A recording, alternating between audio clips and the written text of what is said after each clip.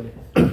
Oke, Bang Gion, sebagai praksi hukum, seperti apa melihat dan menganalisa sidang kemarin ini Nikita Mirzani? Kan sempat heboh juga nih, rame, artinya tegang juga nih yang ada di persidangan. Abang secara hukum melihatnya seperti apa kemarin persidangan Nikita? Ya, kita melihat daripada gambaran proses persidangan Nikita Mirzani ini adalah merupakan sketsa hukum yang sekarang mungkin menjadi suatu polemik ya. Artinya bahwa seorang terdakwa juga mempunyai suatu hak-hak yang ingin disampaikan di depan muka umum, artinya secara perlindungan hukum ya, gitu kan ya. Tetapi ketika kita tahu bahwa beberapa saksi yang menyampaikan keterangannya, ya kan, itu kan sifatnya ada yang memberatkan, ada yang meringankan. Kalau kemarin saya perhatikan bahwa saksi pelapor, ya, itu kan sudah diberi keterangan ditanyakan kan, gitu.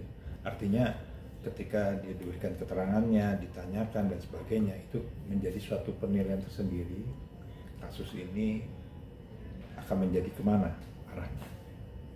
Tapi ketika ada mungkin sedikit presiden bahwa ada informasi, ada konstelasi hukum yang memang menurut saya ini harus juga perlu dimengerti bahwa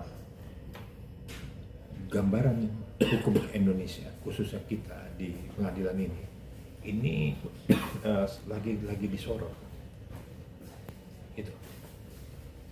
Oke Bang, kemarin sempat terdakwa sebelum persidangan menunjukkan ada dugaan atau rekaman dan screenshot chat diduga keluarga dari Reza Gledis ini, keluarga dari pelapor ada main mata dengan oknum jaksa dan oknum hakim.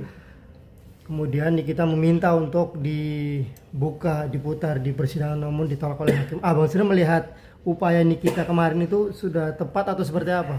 Kalau menurut saya begini, bagaimana caranya proses peradilan ini kan harus terbuka ya. Artinya karena ini kan akan diperlihatkan begitu banyaknya orang ya, maka proses persidangan kemarin itu jelas ada satu pemandangan yang menurut saya pemandangannya fenomenal. Apa? Yaitu menyampaikan informasi bahwa adanya dugaan. Ya, dugaan. Nah, apakah itu patut atau tidak? Kalau saya sebagai praktisi hukum sih sebenarnya sebaiknya bicaranya dengan cara yang lebih penyampaian secara prosedur. Apabila seorang penegak hukum melakukan adanya baru ya pembuktian adanya jual beli kasus hukum dan sebagainya, atau adanya transaksional itu bisa dilaporkan. Tapi pertanyaannya, kalau kita dibuka muka umum, berarti ada peristiwa hukum, ada pembuktian hukum. Apakah ini lari mau penggiringan opini atau nantinya akan menjadi salah satu fenomena hukum? Nah, gitu sih. Oke, artinya melalui prosedur di luar persidangan dong Bang. Artinya nih kita melapor ke pihak yang berwajib atau dalam hal ini KPK ke situ Bang, atau gimana menurut Abang? Iya, jadi kan kita punya hak ketika memang ada seorang penegak hukum yang melakukan diduga gitu, dia bisa melaporkan dengan alat bukti. Dengan apapun, ada aduan dan sebagainya ya.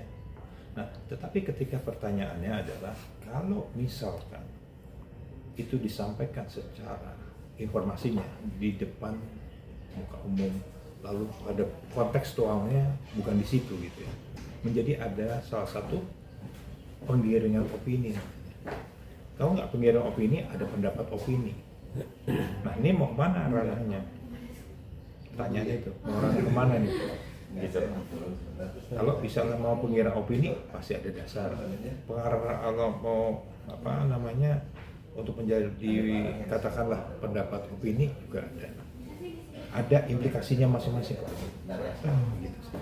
Oke, Bang, apa Bang dampak negatif dan positifnya bagi Nikita ketika kemarin secara gamblang nih terang-terang membuka informasi yang diduga melibatkan jaksa dan hakim?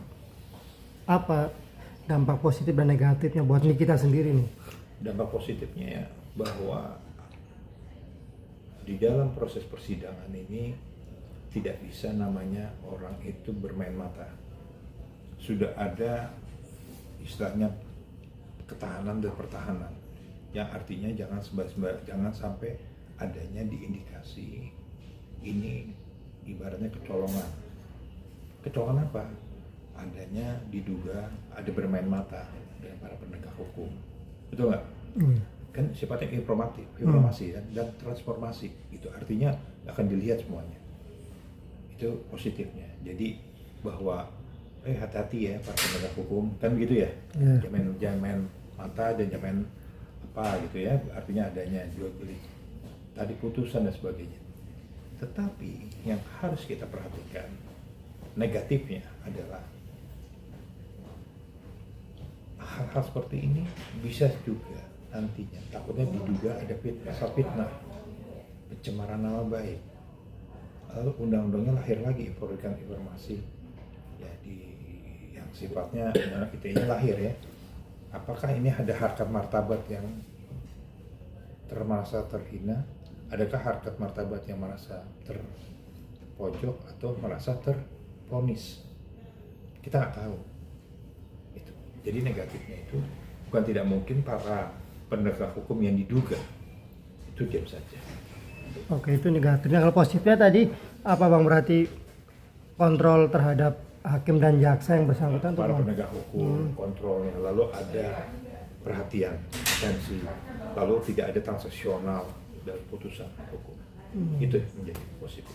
Oke, Bang, kemarin juga sempat ada yang menarik ketika jaksa itu meminta Nikita untuk memakai rompi dan memborgol, tapi Nikita dengan tegas dia menolak. Abang itu melihatnya seperti apa sih kejadian itu terjadi di ruang sidang?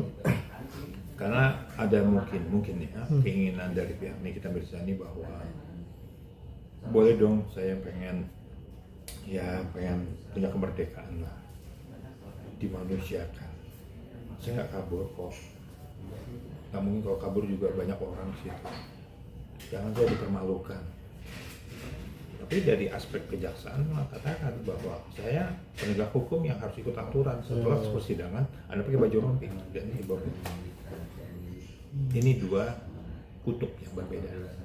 Tetapi kalau kita masuk ke dalam bahasa tentang ya kita punya sifat kebijakan, ya tidak akan sampai terjadi konflik seperti itu kan. Tapi pertanyaannya adalah apakah ini akan diasumsi seperti apa? Akan dijadikan apa? Pendapat ini. Netizen yang akan menilai. Betul? Ya. Artinya ada alasannya Niki menolak untuk nggak secara langsung memakai rompi. Iya, ya karena dia kan gua nggak kemana-mana, ngapain gua kabur sih? Cuma pengen duduk aja, gitu kan ya, manusiawi ya. Tapi kita juga kalau bisa menjadi penegak hukum nggak salah juga. Saya ikut aturan yang selesai ya sama terdakwa.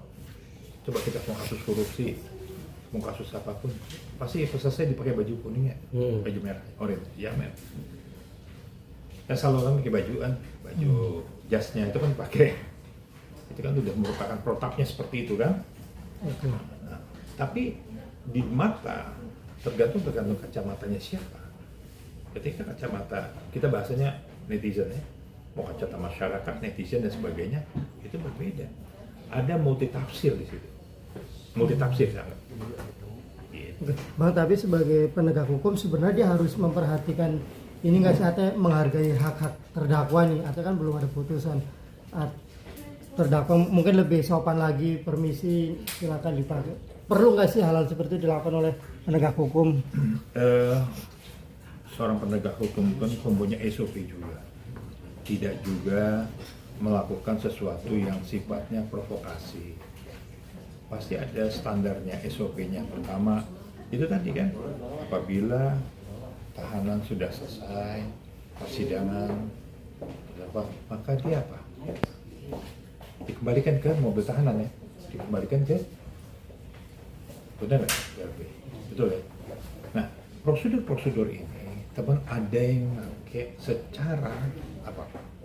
Arogansi. Nah, di sini kelihatan ada kekuatan yang kekuatan apa ya, atau apa ya, semacam kekuatan secara memakai kopsnya. Pakai, harus mau pakai. Kami bisa bahasa, Bu, ayo. Tapi saya nggak nyalahin juga bahwa saya bukannya membela salah satu ya, atau membela ini kita bisa enggak. Tetapi saya ngerti secara psikologisnya bahwa sebenarnya dong, ngobrol nih, gak ada yang perlu gue sampaikan. Tapi dari aparat penegak hukum jaksa, dia harus menegakkan aturan.